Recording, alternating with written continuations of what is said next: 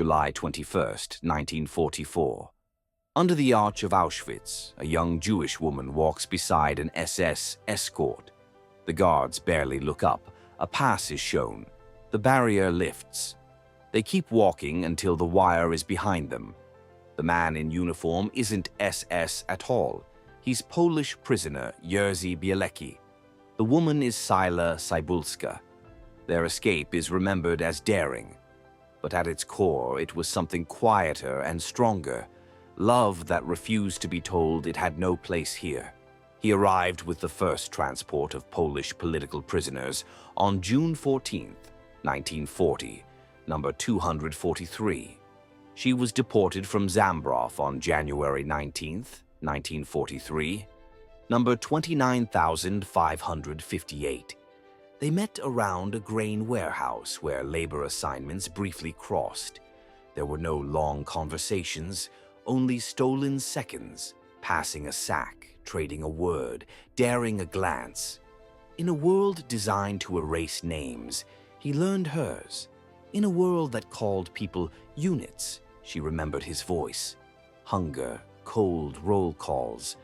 None of that stopped a simple human current from forming.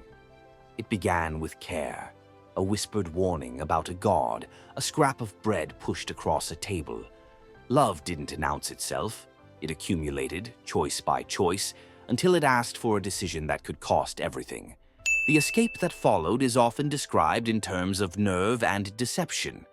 But listen to the details and you hear tenderness. A uniform is pieced together not to boast, but to keep her safe. A forged pass is studied and restudied because one smudged stamp could mean her death. He won't run with her, he will walk with her, because running looks like fear and fear attracts bullets. The plan says, authority in the stride, calm in the eyes, rhythm like 100 routine escorts. The most radical thing about it is its tone. Stay with me. Match my breath. We will be ordinary in the most murderous place on earth.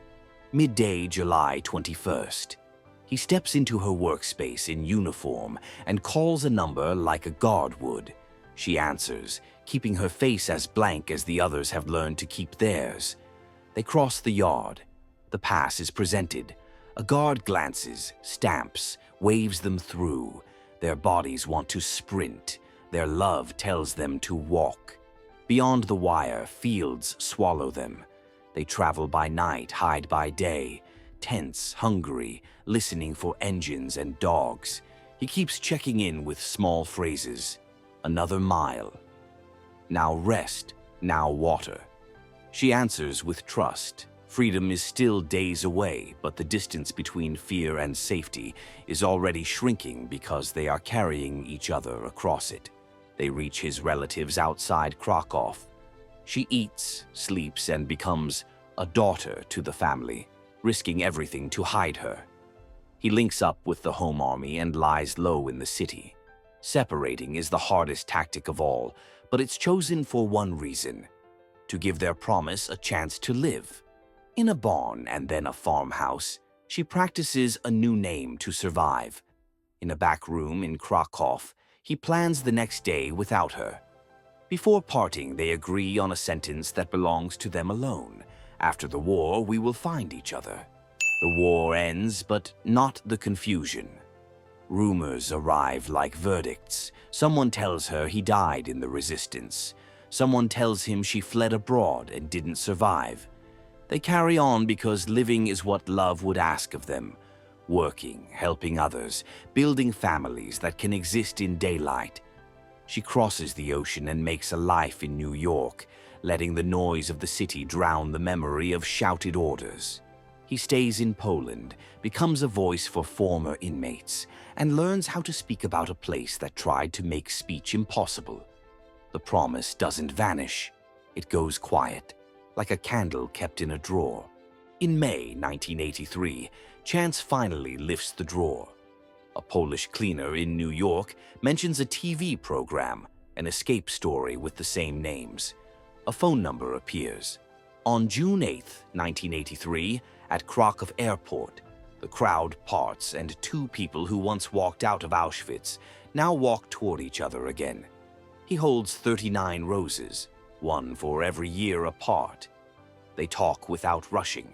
They visit the houses that hid her, the roads they took by night. They return to the camp together. Love, now public, refuses to let memory be taken from it again. In 1985, Yad Vashem honored Jerzy Bielecki as righteous among the nations for saving Cyla Cybulska. She died in the 2000s, he in 2011. Their names live where the worst was done to names. If you look for the secret of their escape, you'll find skill, courage, and luck. Look closer and you'll see the engine. It wasn't hatred of the guards or a hunger for revenge. It was a promise whispered between two prisoners. Stay with me. That sentence carried them past the gate, through fields, across years, and back to each other. Proof that love is not the opposite of resistance. Sometimes it is resistance. If this video added something to your understanding of history, please like, leave a comment, and subscribe for more.